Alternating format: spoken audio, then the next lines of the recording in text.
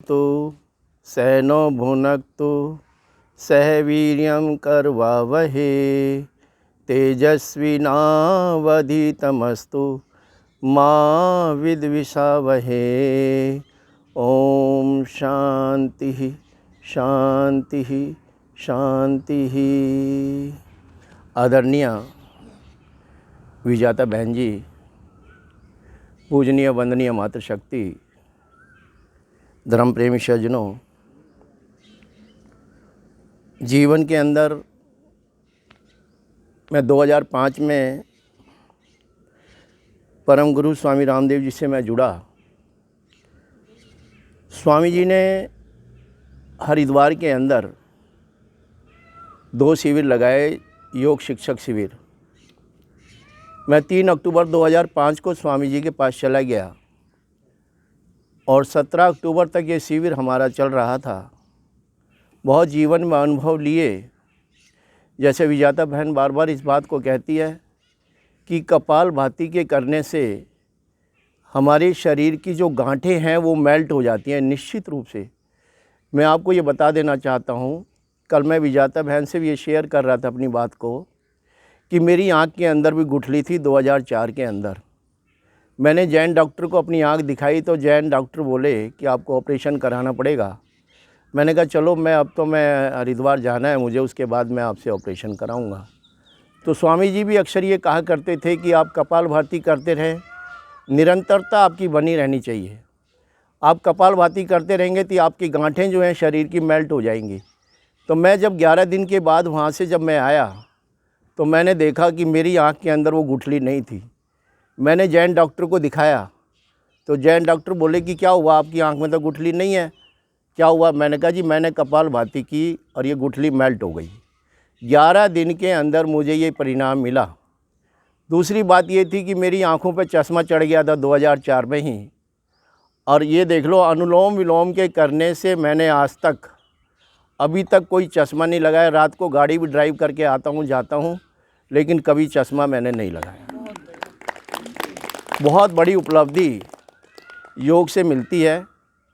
महर्षि दयानंद सरस्वती जब घर से निकले थे तो उन्होंने सबसे पहले योगी की तलाश की कि योगी की तलाश करने से हमारा शारीरिक उत्थान होगा।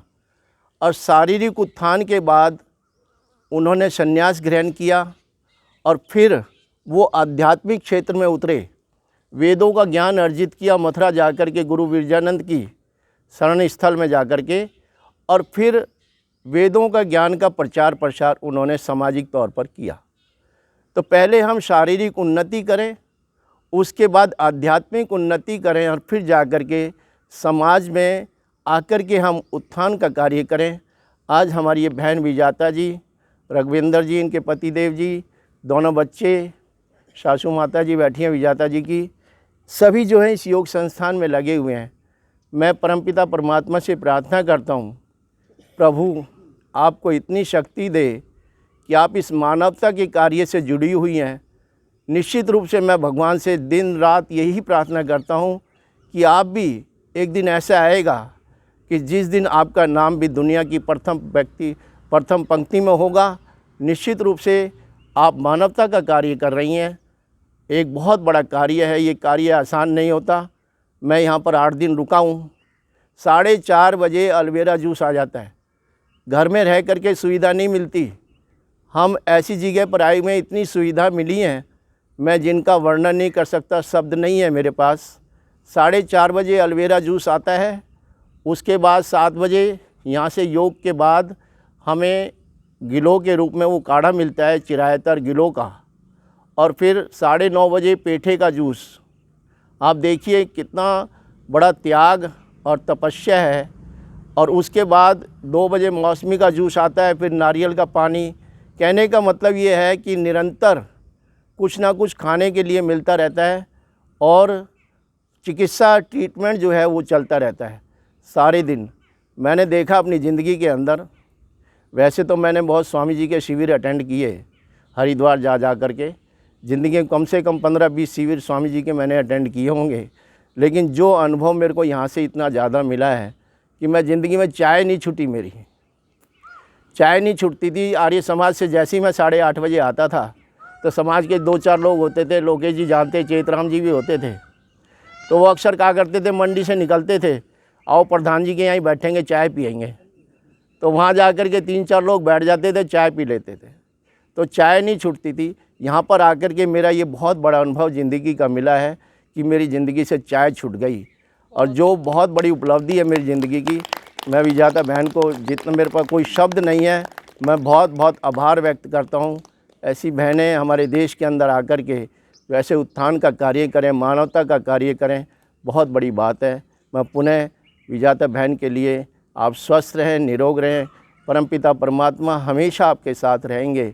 निश्चित रूप से आप मानवता का कार्य कर रही हैं, प्रभु हर पल आपके सहायक रहेंगे।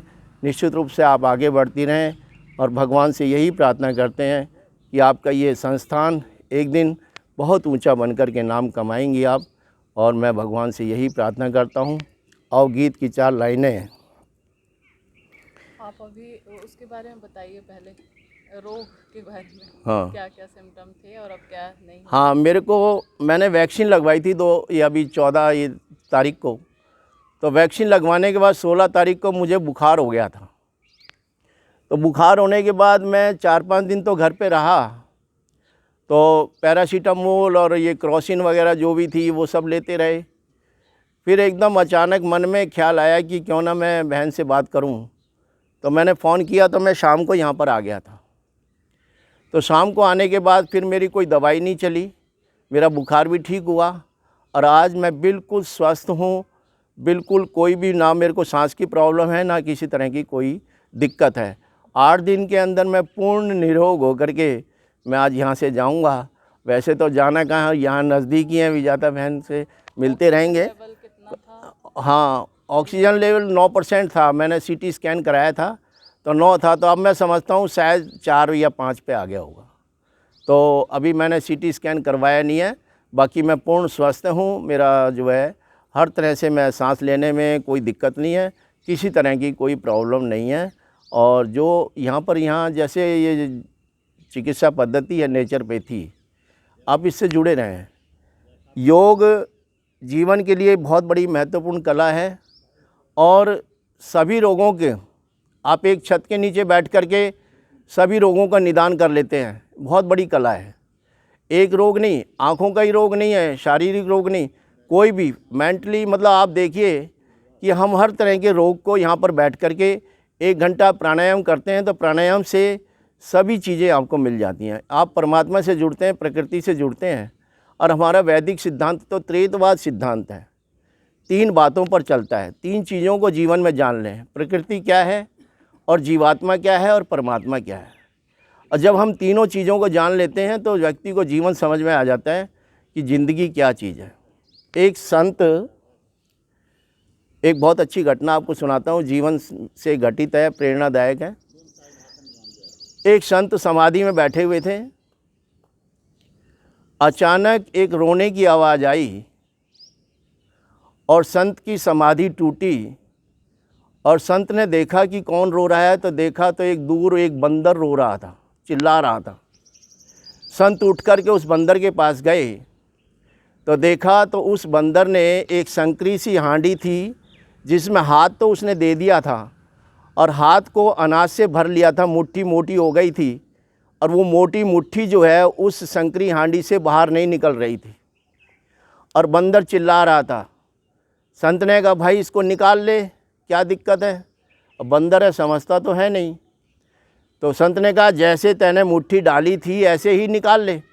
अब वो निकाले कैसे, मुट्ठी में तो अनाज भर लिया उसने, अनाज को वो छोड़ना नहीं चाहता, और मुट्ठी निकले कैसे, जब तक वो अनाज नहीं छोड़ेगा वो मुट्ठी निकलेगी नहीं, मुट्ठी मोटी हो चुकी है। अब वो रोता चिल्लाता हुआ आखिरकार वहीं जान दे देता है। संत का कहने का मतलब ये है कि मनुष्य जीवन भी ये ऐसा ही चल रहा है। हमने भी संसार में आकर के संसाधनों की मुट्ठी को बीच लिया, मुट्ठी इतनी मोटी कर ली है कि अब रो रहे हैं, चिल्ला रहे हैं और परेशान हो रहे हैं। और वेद कहता है कि इस मुट्ठी को खोल लो, संसाधनों को छोड़ो, परमपिता परमात्मा से जुड़ कर के देखो, तो जीवन में हंसी भी आएगी और खुशी भी आएगी, और जीवन भी अच्छा बनेगा। और किसी शायर ने कहा है, एक सवेरा था जब हंस कर उठा करते थे हम, आज तो बिना मुस्कुराए ही ज़िंदगी की शाम हो जाती है। बहुत सुंदर। तो ये हालत है आज हमने अपनी बना ली। पहले हम जॉइंट परिवार में रहते थे, सब एक साथ सोते थे, खुशी रहती थी, सुबह उठते थे, हंसी मजाक में ज़िंदगी कटती थी। आज तो बिना मुस्कुराए ही ज़िंदगी की शाम हो जाती है। सोचा था घर बनाकर रहूँगा बड़े सुकून से, सोचा था घर बनाकर रहूँगा बड़े सुकून से, पर घर की ज़रूरतों ने मुसाफिर बना डाला। घर की ज़रूरतें इतनी पाल ली, हमने कहा भैया सुबह पार्क में आ जाया करो 6 बजे। कह ले क्या करें जी, दूध लेने जाना है।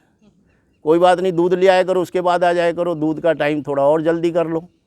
लेकिन ज़रूरतें इतनी हैं मनुष्य जीवन की, अच्छी कलाओं से हम जुड़ना नहीं चाहते, इसलिए रोते हैं, चिल्लाते हैं। बहन विजेता का मैं बहुत बहुत आभार व्यक्त करता हूँ, शुभकामनाएं देता तालियों से हूँ। स्वागत कीजिए।